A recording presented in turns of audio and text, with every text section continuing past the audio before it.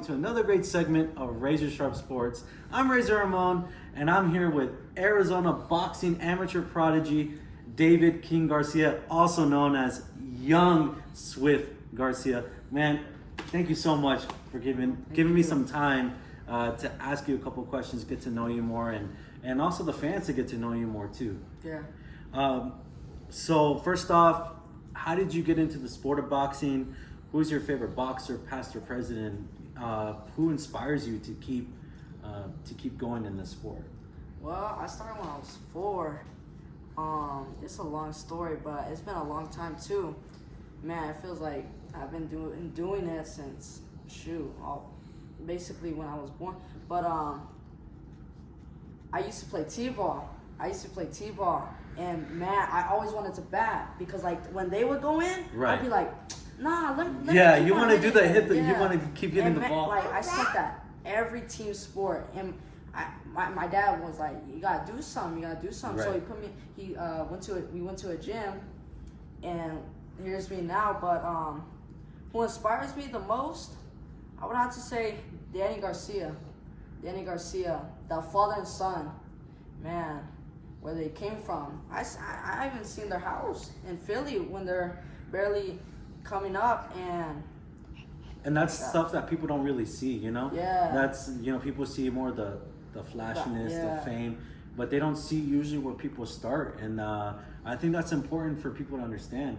And I think that's really cool that you see that you get to see like how they started. It wasn't always easy like that. They keep working hard, and I've seen the way you train and you work extremely hard. So I thought that's pretty cool that you get to experience stuff like that with them. Yeah.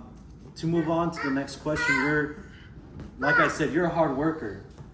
I've seen your craft, your skill. You're a multinational champion. You've been ranked since you were 8 years old. You have over 70 plus fights. And at such a young age right now, what keeps you motivated? I know there's not a lot of young teenagers out there that get up every day to go run, get up every day to go do something, that are so deep into something that they just want to be the best at it. So what keeps you going? My family. I want my little brothers to not worry about anything. That's what keeps me pushing. And my dad, he works so hard, and we go to the gym, and I gotta train hard. I gotta be a beast. Right. And that's what motivates me the most. I don't want none of my family. I don't want none of my family to worry about none. You know what I'm saying? Yeah, and I seen one of your fights on YouTube, and the way you carry yourself in the ring, it shows off your hard work because you're so precise. You're so skilled, and it shows that you're not just here to be in the sport for a little bit. You're here to be in it forever. Yeah. And you know what? You keep going with this hard work, you're gonna make it to the top. I guarantee it, someday you're gonna be doing a Hall of Fame speech in Las Vegas. That's my goal. At some point. And I see it. And you know what? You're not here just to play boxing, because you can't play boxing. No, you can't. You live it, you breathe it, and it's not an easy sport. So you know what? You definitely show it. Yeah. To go off on that, you've had many great opportunities, especially outside of the state. You're really good friends with Edgar Berlanga, with Floyd Castro Diaz. You ran up with them on Mount Charleston. Yeah. I seen you on the Blood, Sweat, and Tears episode of the ESPN when Edgar was training for his fight at the MSG, and you ran up 7 miles. But people think, I run up 7 miles all the time up a mountain, but this was in the freezing cold. It was something different. The elevation, and then not only that, you also had the opportunity to go train at the top-ranked gym, and not only them, but there are so many other high-level fighters that go into that gym. So what was it like? What were the emotions being able to train with high-level fighters like that? Well, I've been to Edgar Berlanga's training camp. I've been to, which one? In New York, Florida. I forgot which fight he was training for, but I think it was Nicholson. But no, but that Mount Charleston, shoot, I wanted to quit like 5 miles in. I see. But it's like uphill. It's uphill. So they were going, so I had to push. Right. I had to push way more. Yeah, but mostly I was in the front of them. Right. But with cash flow, I actually sparred him like Really? 3 rounds. But he worked me. But Right. you know, like It's different. It's good. And you know, those are experiences that you take and then you learn from them, because that's not a lot of, you know, amateur boxers, especially your age, get that opportunity. So I think earlier today your dad was telling us about how you can learn things from different coaches and different competitors, and you know what, that's something that you took and you learned from, and then that you can add on to your craft and keep progressing to get better and better each day. So like when you first walked into that Top Rank gym, like what went through your mind? You know, because I walked in there before and I was like a kid in a candy store, you know? It was crazy. It's hot in there. It is hot. It's It is so hot. They had in like there. that heater fan. They had the heater in there. And they train hard in there too. Yeah. And like 3 hours, 4 hours, and being in there freaking. Right. And I seen that video with you running up with Berlanga and Cashflow, and you were keeping the pace, and I'm sitting in, you know, my bed eating some like munchies, and I'm like, man, this kid motivates me. It makes me want to get up and go run some miles up in snow. It reminded me of like the Rocky IV movie or something like that. You're running in the snow and all that. But that's, you know, that's really cool. You know, I'm super. That was super cool being able to watch you do that, and you know, I'm sure for you being able to live it, that was awesome. Yeah, it was fun. I think we took like a week there. It was in Las Vegas. That was fun though. Shoot, I learned a lot too. Like, I remember I was sparring Cashflow, and he's like, "Hey, you gotta do way more angles on it." But man, he wasn't going easy on me though. He made you work. Boom, he hits hard too. I see why he has freaking 5-0 with 5 knockouts. Right, and a lot of people don't realize too. He also started young too with Floyd Mayweather. Yeah. So he got to learn some stuff from him too back before Floyd Mayweather was Money Mayweather. He was Pretty Boy. He was Pretty Boy. So you know that's something that you're doing now too. So that's insane. You know, you're getting to learn from Berlanga, from Cashflow, and from all these other fighters. So you get that you get those opportunities to learn more of how to punch at angles, how to, you know, sneak in a quick little hook to the body, things like that. So that's awesome. Moving on to your style, and I'm not talking about your boxing style. I'm talking about your style with the sneakers, you know, the clothing. I know right now it's Sunday, you know, we're relaxing, but I usually see you with sneakers, man. So what's your favorite like sneaker of all time? Whether you have it or one that you want to get like in the future, like it doesn't matter the price or whatever. What is your favorite sneaker? Because I'm into sneakers too, so that's something I'm really curious about. Man, there's a lot of sneakers out there too. I remember I used to wear like Jordans. I started with the N1s. With the Shaq's N1s at the Walmart. That's where I started. But now they used to have them like in the mall. Not Jordans too. Like, nowadays it's like, you gotta buy a resale. StockX. Go. It's like 2 times the price. Right, you got 2 times the price. But I would have to say my favorite sneakers and that I want to. I know it's not gonna be everyone's favorite, but Jordan 1s, Dior's. You know what? They're going for 10 racks. Right. But those are nice though. Those are nice. And the bottom of the shoe, it shows Dior on the bottom too. Those are really nice shoes. And you know, I don't think that would be everybody's first pick. I feel like everybody would go for the Travis Scott. Travis Scott's, I was about to say that too, but that's a good shoe though. Travis Scott's, they're nice. They're have nice. Some lows. How much sneakers have Travis Scott's got? Like 6 pairs at least. If I had the opportunity to get Travis Scott's, I'd get them. Oh yeah. I get them. Oh yeah. I get them. If I had to do something, shoot, I'll do it. Yeah. For me, it's if they were easier to get, if they were cheaper to get, because obviously they go for a rack right now, even possibly more, depending on the shoe, whether it's the brown version or it's the new the blue version. Yeah. I forgot the name from, but I know there's two different ones. No, but it's crazy how Jordan's like. It's progressing, and like you said before, going to the stores, being able to just grab them off the rack, it was easier then. But and then you see them now, they're like. Yeah, you see them on the rack, you're like, oh shoot, it's like. And they'll be on sale too. Right, it's like finding a fossil or something. Oh, yeah. It's always good. So going off that, you talked about Danny Swift Garcia. I saw that you guys are really close with him and his pops. How did that relationship start? So how did you guys meet? Man, well, I would say like 6, and you followed me back too. I was like, oh my gosh, I was like excited. Yeah. You know, I'm a little kid. I was so the same like, way when you followed me back. Yeah. The same way.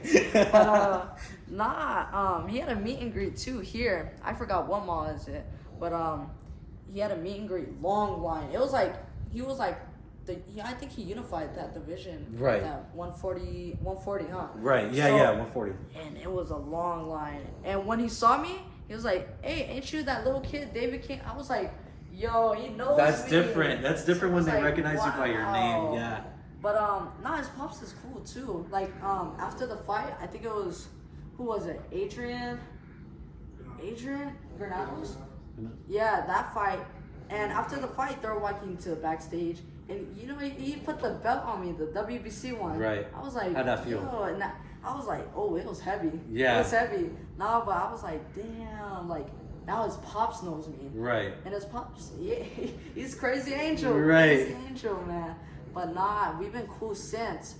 We went to his house in Florida. Mm-hmm. Nice. He got a basketball court, a tennis, and a pool. And man, he had like lights on. It would turn like different colors, and that was nice. It's something you strive to get to. Everybody wants to get to that point in their life, so that's cool to be able to see that. Yeah. It's fun too.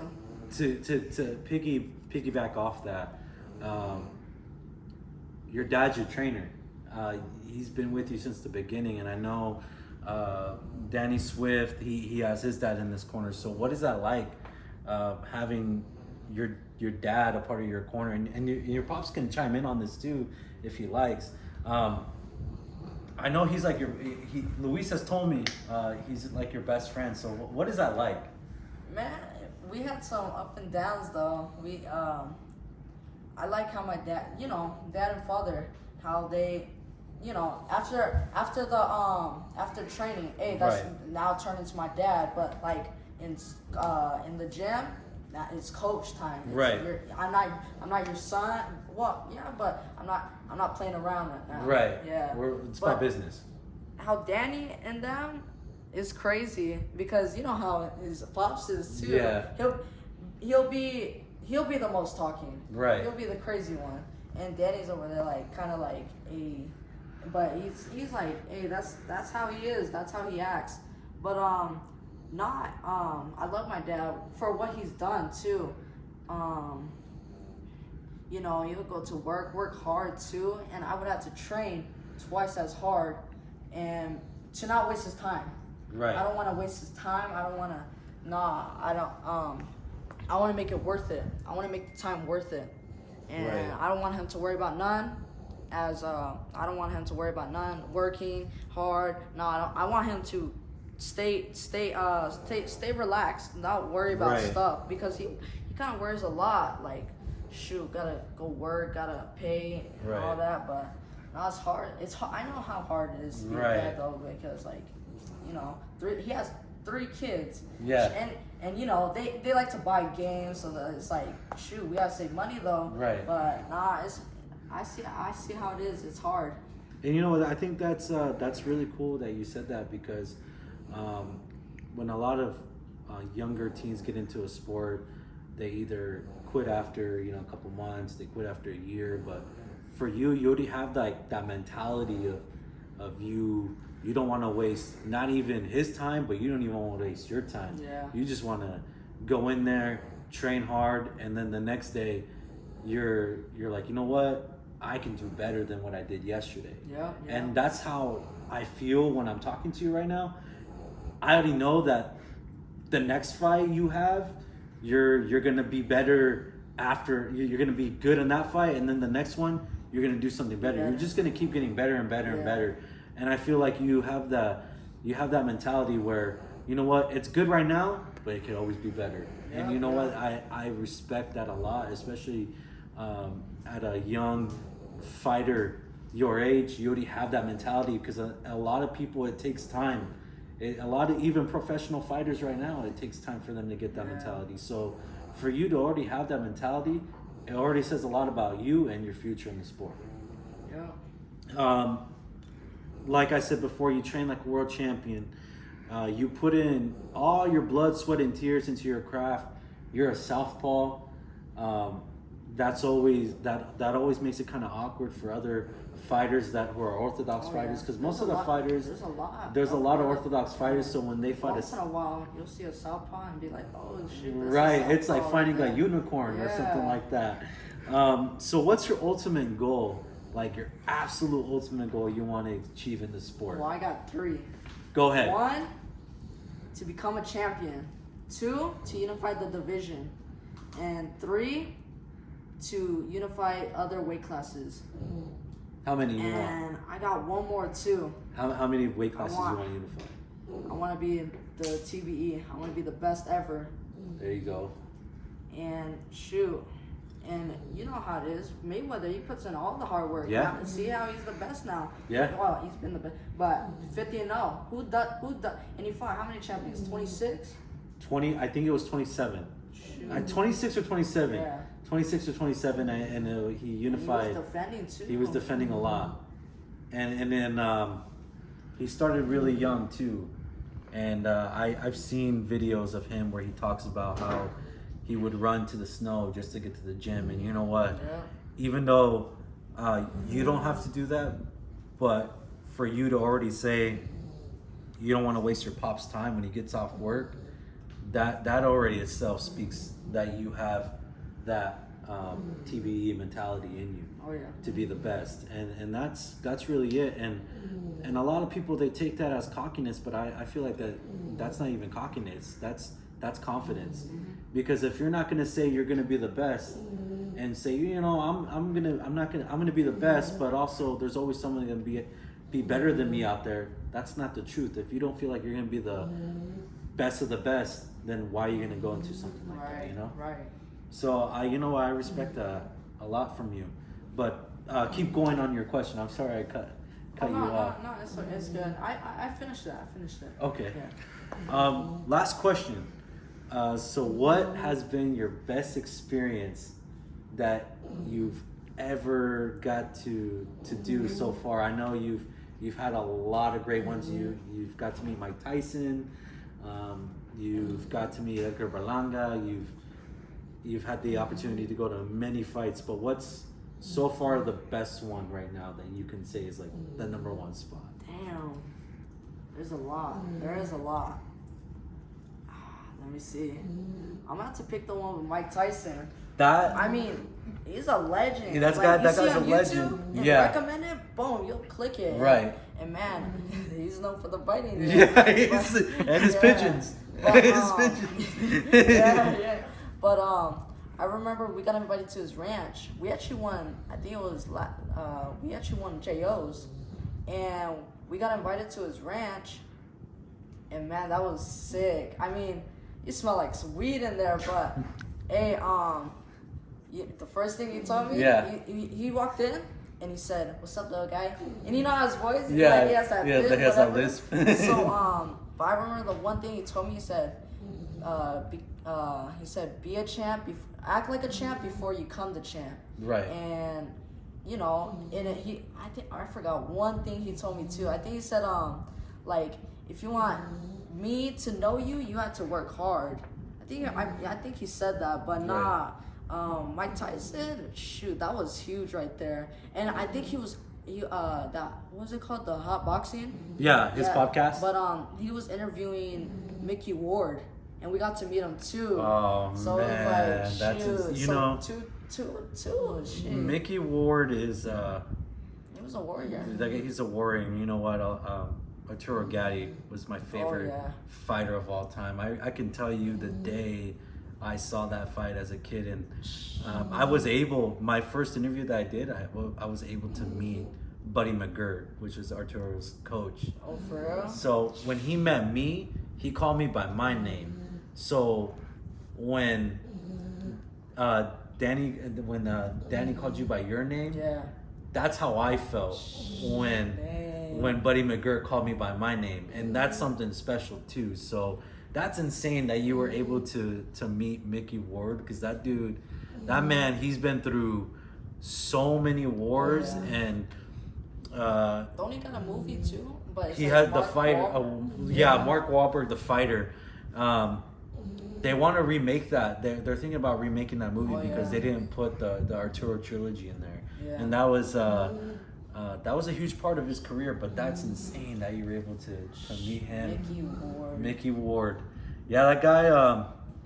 He's a blue collar fighter. So that's awesome that you were able to meet. I didn't even notice them though, like Mickey Ward, because he kind of looks different now. Yeah. He looks way different. Right. After like fighting, I mean, yeah. But nah, it was crazy. Mike Tyson, he was big. Yeah. Big, yeah. Still the baddest man on the planet. Yeah. And now Edgar's known for biting the ears. There you go. Yeah, it too. You know what? But that's really cool that you're able to meet all these great fighters and meet the baddest man on the planet. You know, everybody, you don't even have to be a fan of boxing. Everybody knows who Mike Tyson is. Is there any social medias, anything you want people to follow you on, to follow your story and to see how you progress into the sport? Man, I want to shout out to Fame and Fortune, Two-Tone. Man, he's like my uncle. Shoot, hey, you gotta make me that tuna two-tone. Hey, that shit was good. But after what else? Who else? Ricky Lopez. Hey, now I'm your height now. You only 5'5". Now let's spar. Hey. But who else? Danny Garcia, of course. Edgar Berlanga and Cashflow. So and you could follow me on Instagram at David King Garcia. I usually just do Instagram, not like Facebook and all that. So follow me on Instagram. Instagram's your main platform that you have everything on. Oh yeah.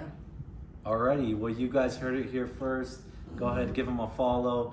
Thank you for tuning in, watching another segment of Razor Sharp Sports.